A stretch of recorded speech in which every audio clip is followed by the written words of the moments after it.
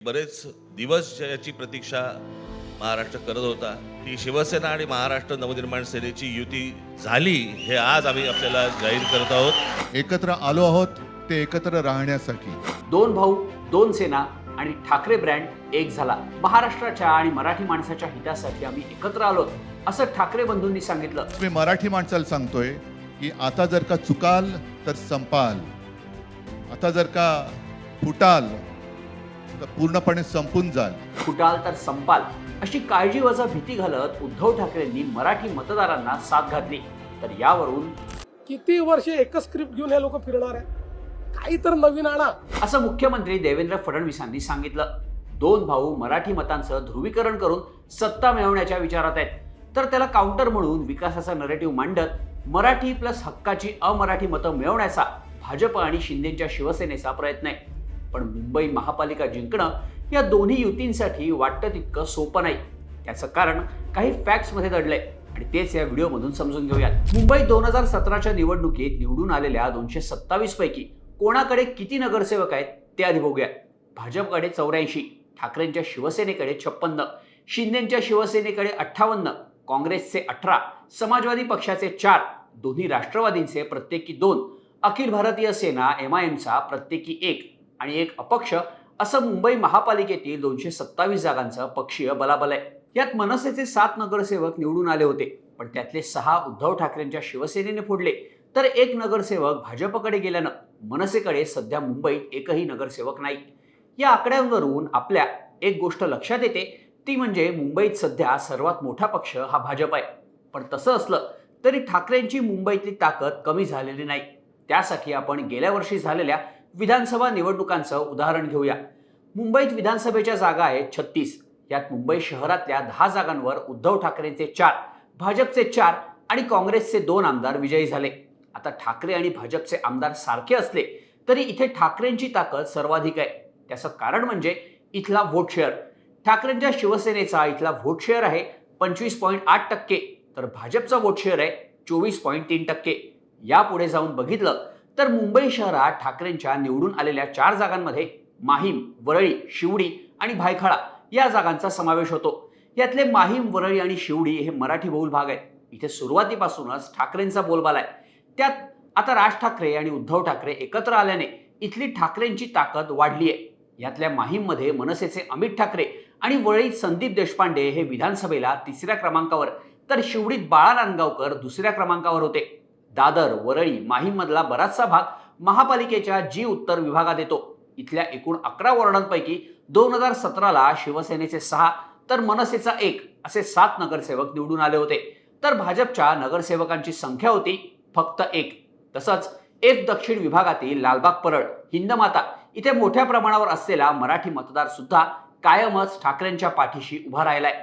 पण असं असलं तरी भाजपने मुंबई शहरात विधानसभेला जिंकलेल्या कुलाबा, मलबार हिल, सायन, कोळीवाडा आणि वडाळा या 4ही जागांवर विरोधक त्यांच्या आसपास सुद्धा नव्हते. इथला उच्चभ्रू अमराठी मतदार हा भाजपचा हक्काचा मतदार मानला जातो. शिवाय धारावी आणि मुंबादेवी या 2 जागांवर काँग्रेसचे आमदार गेल्या अनेक वर्षांपासून निवडून येत आहेत. मुंबई शहरातले भायखळा, डोंगरी, मोहम्मद अली रोड आणि भेंडी बाजार या मुस्लिम बहुल भागांवर काँग्रेस आणि समाजवादी पक्षाचीही चांगलीच पकड आहे. विधानसभेत उद्धव ठाकरे हे महाविकास आघाडीत होते, त्यामुळे मुस्लिम मतं आपल्या बाजूने एकगठ्ठा ठेवणं त्यांना सोपं झालं. पण मुंबई महापालिकेसाठी काँग्रेस वेगळी लढणार आहे, त्यामुळे मुस्लिम मतांमध्ये मोठी फूट पडणं स्वाभाविक आहे. याचा लाभ अर्थातच भाजपला होण्याची शक्यता आहे. मुंबई शहरातली ही सगळी परिस्थिती बघितली तर इथला सामना हा कोणासाठीच सोपा नसल्याचंच दिसतं. पुढचा मुद्दा येतो तो मुंबई उपनगराचा. इथे विधानसभेच्या 26 जागांपैकी भाजपचे 11, ठाकरेंच्या शिवसेनेचे 6, तर काँग्रेस, अजित पवार गट आणि समाजवादी पक्षाचे प्रत्येकी 1 आमदार विजयी झाले. इथला जो उत्तर भारतीय अमराठी मतदार आधी काँग्रेसला साथ देत होता, त्याला आपल्याकडे वळवण्यात भाजपला गेल्या 11 वर्षात मोठं यश आलंय. त्यामुळे उत्तर भारतीय प्लस गुजराती प्लस मारवाडी हे सूत्र इथे भाजपच्या पथ्यावर पडणार आहे. पण पूर्व उपनगरातील विक्रोळी, भांडूप, घाटकोपर, मुलुंड इथला आणि पश्चिम उपनगरातील मागाठाणे, दिंडोशी, जोगेश्वरी, अंधेरी इथला मराठी मतदार हा ठाकरेंचा हक्काचा मतदार मानला जातो. इथे मनसेची सुद्धा चांगली ताकद आहे. त्यामुळे इथे एकीकडे मराठी मतदारांचं ध्रुवीकरण ठाकरे बंधूंच्या बाजूने, तर दुसरीकडे अमराठी मतदारांचं ध्रुवीकरण हे भाजपच्या बाजूने होताना दिसू शकतं. पण इथे लक्षात घेण्यासारखी गोष्ट आहे ती म्हणजे एकनाथ शिंदे फॅक्टर. शिंदेंची मुंबईत ताकद नाही असं आजवर म्हटलं जातं, पण मुंबई उपनगराचा ठाकरेंचा गड आपल्याकडे खेचण्यात शिंदेंना काही प्रमाणात यश आल्याचं आकडे सांगतात. एकट्या मुंबई उपनगरात शिंदेंनी आपले 6 आमदार निवडून आणलेत आणि मुंबई उत्तर पश्चिमचे खासदार सुद्धा शिंदेंचेच आहेत. उदाहरण घ्यायचं झालं तर मागाठाण्याचं घेऊ. इथे जरी ठाकरेंच्या प्रकाश सुर्वेंना शिंदेंनी आपल्याकडे घेऊन जिंकून आणलं असलं तरी इथे त्यांना पडलेली मतं आहेत 1,05,527 आणि उद्धव ठाकरे आणि मनसेच्या उमेदवारांची मिळून इथली बेरीज आहे फक्त 68,660 मतं. अंधेरी पूर्वमध्ये भाजपमधून आलेले मुरजी पटेल हे शिंदेंच्या तिकिटावर निवडून आलेत. याचाच अर्थ मुंबईत ठाकरेंच्या पाठीशी असलेलं कार्यकर्त्यांचं जाळं आजही हललेलं नाही. हे कितीही खरं असलं तरी उपनगरातला ठाकरेंचा मतदार शिंदेंना खेचण्यात काही प्रमाणात यश आलंय. म्हणूनच शिंदेंसोबत मुंबईत युती करणं ही काळाची गरज भाजपने ओळखली आहे.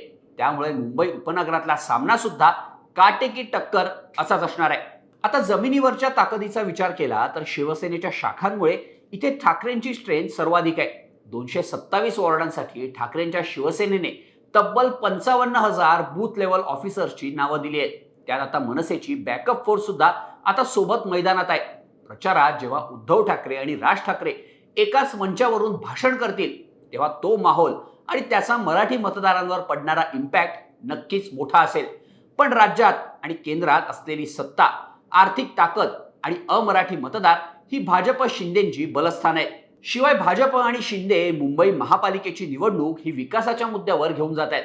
ठाकरेंनी मुंबईवरच्या इतक्या वर्षांच्या आपल्या सत्तेत इथल्या मराठी माणसाला काय दिलं असा सवाल करून ठाकरेंचा भावनिक प्रचार मोडून काढण्यावर भाजप आणि शिंदेंचा भर दिसतो.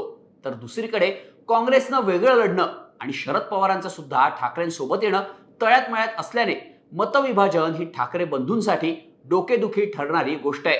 मुळात मुंबईची ओळखच कॉस्मोपॉलिटन असल्याने इथे कुठल्याच ध्रुवीकरणाचं राजकारण सहसा यशस्वी होत नाही. हे सुद्धा तितकंच सत्य आहे. या सगळ्यामुळं मुंबई महापालिकेचा पेपर यावेळी भल्या भल्यांसाठी मोठा अवघड झालाय एवढं मात्र नक्की. तुम्हाला या सगळ्याबाबत काय वाटतं याबद्दलच्या तुमच्या प्रतिक्रिया कमेंट करा आणि अशाच माहितीपूर्ण व्हिडिओजसाठी HBT मराठीला सबस्क्राईब करायला विसरू नका.